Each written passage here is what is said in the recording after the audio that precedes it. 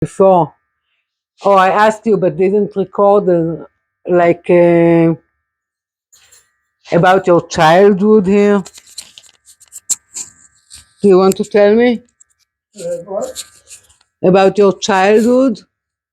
About your childhood. Oh. In that song. Oh, it was a much different place then. Yeah. We could take the train, and my mother and I would go sometimes shopping in Camden. And we could take the train right from home, and we had the grocery store, the telephone. So if my grandmother's sisters were going to come visit, they would call a store, and the lady in the store would put the closed sign on the door and drive in her car to our house and tell my grandmother to go back with her because her sisters were going to call back. And much different. How many people live here in the village then? Oh, back then, maybe 12 families because there were double houses and all except one. And so there were, let's see, how many, four double houses and then a single house with a family in it. And the mill was still used. The mill it was here for doing cranberries, sorting cranberries. Very different. And the lake was mostly just local people who swam near the road. And there wasn't any of that stuff that's there now. And almost everybody went to a little church over here. Mm-hmm. And everybody knew everybody. Yeah. Everybody's business. And what they live from? Yeah. What was the work of the people? What? The work. What? Oh, well, my grandfather worked for the county of Burlington, and he also was a caretaker for the family that owned the Wharton State Forest back then. And a lot of people did go. Well, when I was a boy, the war was going on, so a lot of the people worked in the shipyard in Camden. And since gas was scarce, they would have one worker who would drive everyone, and they would not pay for the gas. And the local people were the ladies would pick blueberries in the summer to make money, a few cents for each plant. Mostly small jobs. And how you become a teacher? Well, because I had on my father's side who was a teacher, and I enjoyed school, and I had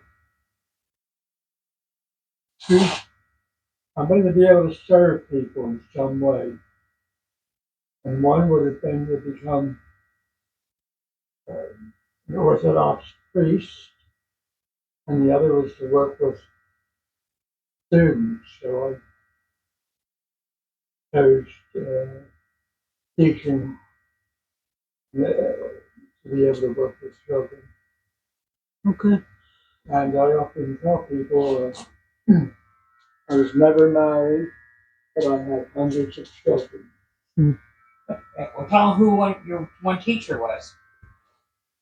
Tell her who your one teacher was in elementary school. You mean Mr. Joffrey? Or, Yeah. the president's wife, now President Biden's wife, Jill. her grandmother was my teacher in third grade. And I can remember when she became a grandmother, and it would have been Jill Godfrey back then. Well, her grandmother's name was Godfrey. Her mother's name would have been something different. And when my teacher became a grandmother, how proud she was and so on. And so that would have been Wow. quite a long time ago. And they were a local family from Hamilton. And her husband, my teacher's husband, owned a drugstore twice. And the classes were very small. They were just the local children. Right. But only after we graduated the 8th grade, we had to go all the way to Mount Holly every day to go to high school. Wow. I'm doing this.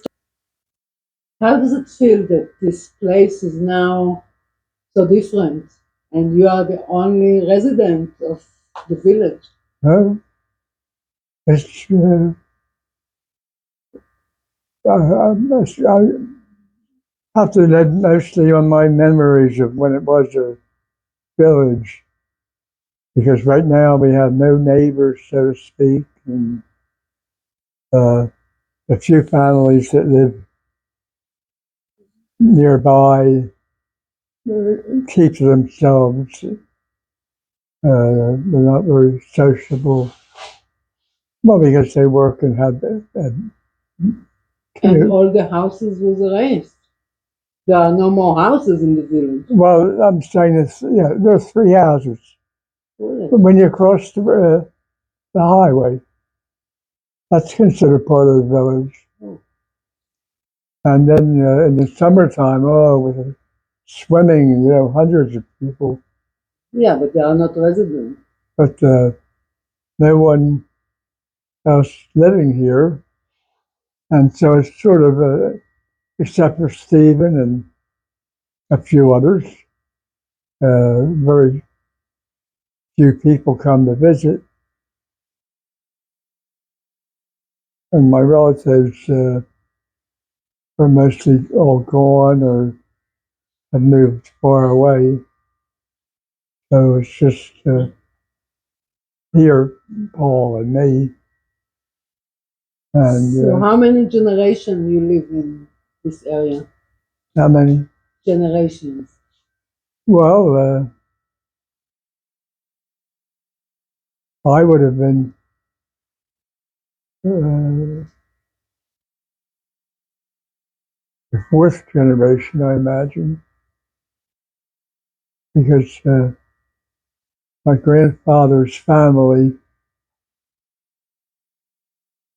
go back to the American Revolution, and my grandmother's family, from this area, was from New York City, and they had her mother and father came from Ireland, and my grandfather's family, like I said, the husband fought for the British in the American Revolution, and he was what you call a turncoat. He stopped fighting for the British and took refuge as a citizen. And after the war was over, he stayed here and married a local person, and that became part of the heritage, having married a local person whose family had been here a long, long time. But Did you ever suffer from the stereotypes of being pioneers because you live in the pines? no, because I was educated, most Pineys were considered uneducated. A lot of them dropped out of school. They never graduated high school or anything like that. And yet in my family, on my mother's side, education was considered more or less important. And even though my grandfather, her husband, had not gone to high school, because back then very few people from the area went to a high school. His education would have been grade 8, but my grandmother graduated high school in New York, so she was more educated. And most of the local people, we had our own little schoolhouse here at one time, and that's where they went to school. And then when Indian Mills built a larger school, they were able to transport the children who lived here to that school in Indian Mills. So when I was a boy growing up, that's where we went to school, Indian Mills, and then high school for Mount Holly for high school. And very few of my fellow graduates went on to college. I was probably one of maybe 3 from my class who did get further education. And so I chose being a teacher. So you never suffer from the stereotypes of being a pioneer. Nobody called you pioneer. No, because the Pineys were usually the ones that lived further back in the woods or whatever. The people in the village here were not considered Pineys.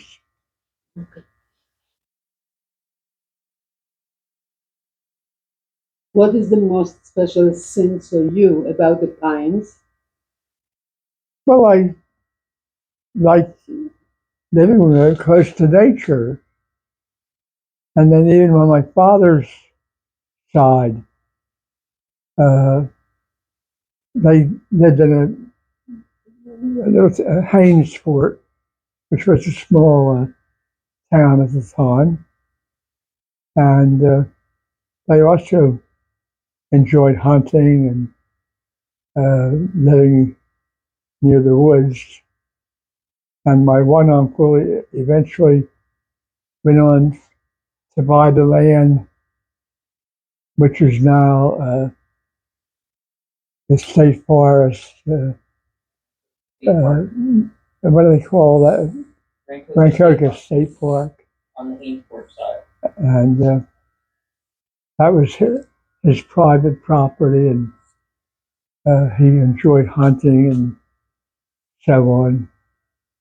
And he held that for a number of years, and then the state decided they wanted to buy it. So he had no choice. He had to sell to them.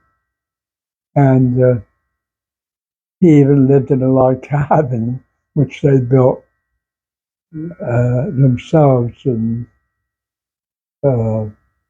people still live there. And what happened to the houses here, the 12 families? The state tore everything down. And the only reason they didn't tear this building down because it was already privately owned. And with the houses across the highway, several of those were privately owned. But for the ones that were not, they tore them down also. And the one house was built in the 1930s, and it had every modern feature about it. And yet the state tore it down. It could very well have been rented out to a family or something, but no, they tore it down When did that happen? around 1953 or 54, I believe. And the log cabins, they did leave. And back then, a lot of people, even though they were from the cities or towns, could rent them year round. It wasn't just where you're meant now for a week or whatever. And so we knew some of the families very, very well. And then one of them, the man was a state trooper, and he did live there with his family year round. His children didn't go to school with us. He was stationed in Hamilton, so he would take the children to the state police station with him in the mornings during the school year, and they would go to the schools in Hamilton, and then he would bring them home at night when he was finished work. But like I said, the families, one or two sent their children to our local school. They were living there year round, but very few. Okay. Let's do a break, okay?